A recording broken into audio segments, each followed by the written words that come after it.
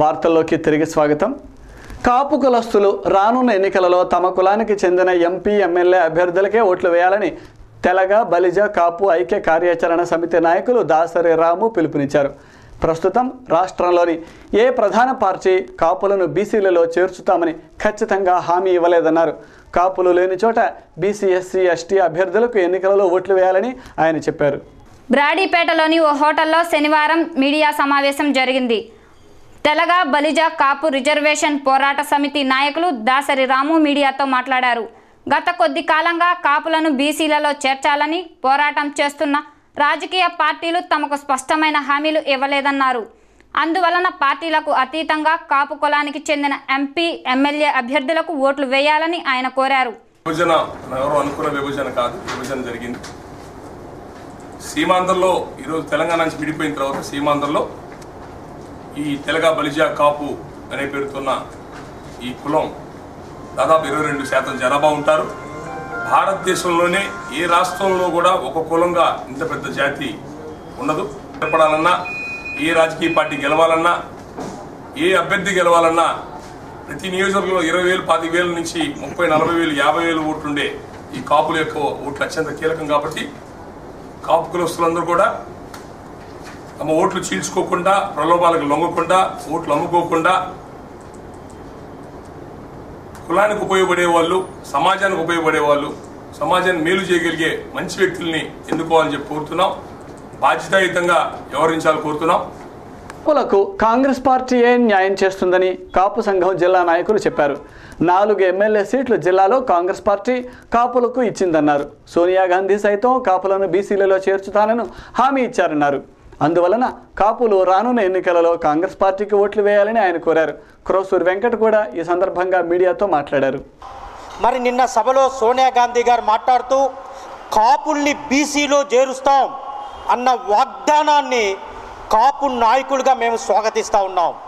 ఎందుకంటే చాలా సంవత్సరాల నుంచి కాపు నాయకులు కాపుల్ని బీసీలో చేర్చాలని పట్టుపడతా ఉన్నారు.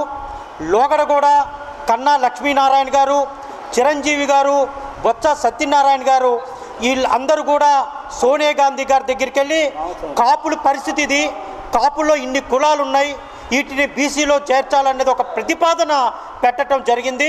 కాపు సోదరులకు ఒకటే తెలియజేస్తా ఉన్నా, స్వచ్ఛందంగా మీరు కాంగ్రెస్ పార్టీకి మద్దతు ఇవ్వండి, కాంగ్రెస్ పార్టీని గెలిపించుకుందాం, సీమాంధ్ర స్వర్ణయుగంగా సీమాంధ్ర మార్చుకునే విధంగా. అంతేకాకుండా కాంగ్రెస్ పార్టీనే కాపులకి చేస్తుంది కాబట్టి కాపులందరూ కాంగ్రెస్ పార్టీలో ఉన్నటువంటి అభ్యర్థులకేసి అత్యంత మెజార్టీతో గెలిపించవలసిందిగా నేను ప్రార్థిస్తా ఉన్నా. గుంటూరు వెస్ట్ నియోజకవర్గం టీడీపీ ఎమ్మెల్యే అభ్యర్థి మోదుగుల వేణుగోపాలరెడ్డి తన ప్రచారాన్ని ఉధృతం చేశారు. నియోజకవర్గ పరిధిలోని పట్టాభిపురం ప్రాంతంలో శనివారం పర్యటించారు. అక్కడి ప్రజల సమస్యలను అడిగి తెలుసుకున్నారు. వెస్ట్ నియోజకవర్గాన్ని మోడల్గా తీర్చిదిద్దుతానని మోదుగుల హామీ ఇచ్చారు. ఆయన వెంట టీడీపీ నాయకులు, కార్యకర్తలు ఉన్నారు.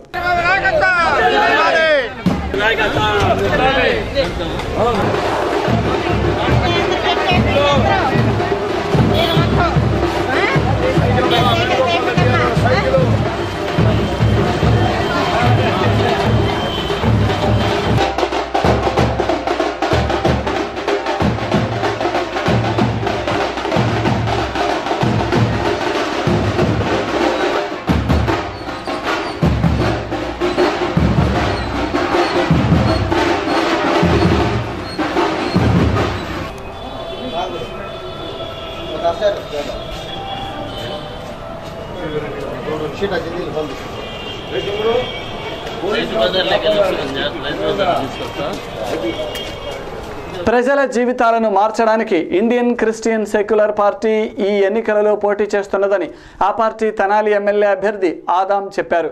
ప్రజలు నేటికి త్రాగునీరు, ఉపాధి, నివాసం తదితర సమస్యలతో సతమతమవుతున్నారని, వాటి పరిష్కారానికి తాము కృషి చేస్తామని ఆయన అన్నారు.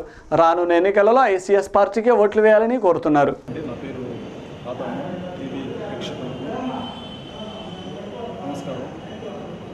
స్టార్టింగ్ ఆఫ్ ఆల్ ఈ ఇండియన్ క్రిస్టియన్ సెక్యులర్ పార్టీలో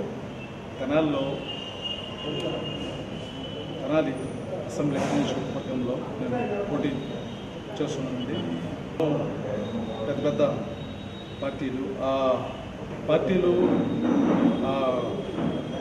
కొంతవరకు వాళ్ళ స్వార్థం కోసం చేస్తున్నారండి. ఇది ప్రారంభంలో ఇండియన్ క్రిస్టియన్ సెక్యులర్ పార్టీలో నేను పోటీ చేయటప్పుడు ఏంటంటే ఈ తెనాలి పట్టణంలో చాలా డ్రైనేజీ కానీ అదే విద్యా కారణాలు కానీ ఎంతోమంది పాస్టర్స్ అలా ముస్లిమ్స్ హిందూస్లోనే బ్రాహ్మణ్స్లో చాలా వెనుకబడిన వాళ్ళు ఉన్నారండి. వారికి వాళ్ళ అభ్యున్నతికి నేను కొంతవరకు వారికి సహాయంగా ఉండాలని ఈ పార్టీలోకి నేను జాయిన్ అయ్యానండి. దయచేసి ఈ తెనాలిలో పూర్వగుర్తుకు వేసి నన్ను గెలిపించవలసిందిగా మీ అందరికీ. జై సమైక్యాంధ్ర పార్టీకి మద్దతుగా జిల్లాలో సిపిఎం నిలిచింది. తెనాలిలో జై సమైక్యాంధ్ర పార్టీ ఎమ్మెల్యే అభ్యర్థిగా ఉన్న కోటి నాగయ్యకు సిపిఎం నాయకులు ప్రచారం నిర్వహించారు. అందులో భాగంగా సిపిఎం జిల్లా కార్యదర్శి రమాదేవి తెనాలిలో మాట్లాడుతూ జై సమైక్యాంధ్ర పార్టీ అభ్యర్థులను గెలిపించాలని కోరారు. కాంగ్రెస్ టీడీపీలు రాష్ట్ర విభజన అంశంలో సహకరించాయని ఆయన అన్నారు. మనం ఉపయోగించుకున్నట్లయితే బయటికి తీసుకొచ్చేటటువంటి ఖర్చును మనం ఉపయోగించుకున్నట్లయితే 100 రూపాయలకి ఇంటింటికి సిలిండరు అందించవచ్చు. 100 రూపాయలకు అందించడమే కాదు, ఈరోజు ఇంటికి వాటర్ పైప్ లైన్ ఎలా వేస్తున్నామో గ్యాస్ పైప్ లైన్ ద్వారా గ్యాస్ సిలిండర్లతో సమస్య లేకుండా అత్యంత చౌకగా గ్యాస్ ని అందించగలిగే వనరు కూడా ఉంది. కానీ ఈ రకమైనటువంటి ఉద్దేశం ప్రభుత్వానికి లేదు. పైగా ఈ సహజ వనరులన్నీ ఈ గ్యాస్ నిక్షేపాన్ని ప్రైవేట్ వ్యక్తులకి కట్టబెట్టేటటువంటి ఒక కుట్ర సాగిస్తూ ఉన్నటువంటి ఫలితంగానే దానికి టీడీపీ వైసీపీ లాంటి పార్టీలు మద్దతు ఇస్తున్నటువంటి ఫలితంగానే ఈరోజు గ్యాస్ కరువుని భారాన్ని మనం మోయాల్సి వస్తుంది. సదనా ఒక గ్యాస్ సంగతి కాదు, డీజిల్ రేట్లు పెరుగుతూ ఉన్నాయి, పెట్రోల్ రేట్లు పెరుగుతూ ఉన్నాయి, గ్యాస్ డీజిల్ బొగ్గు వీటి మీద ఆధారపడినటువంటి కరెంటు ఛార్జీలు కూడా పెరుగుతూ ఉన్నాయి.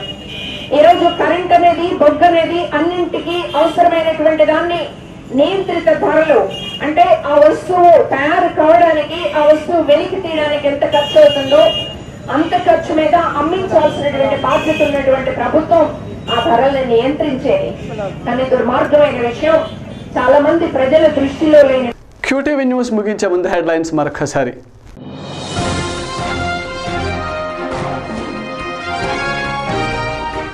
ప్రతి ఒక్కరూ ఓటు వేయాలి, ప్రజాస్వామ్యంలో భాగస్వామ్యం కావాలి. కలెక్టర్ సురేష్ కుమార్.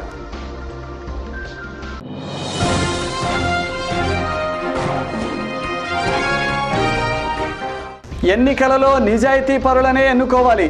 లోక్సత్తా పార్టీ జాతీయ అధ్యక్షుడు జయప్రకాష్ నారాయణ పిలుపు.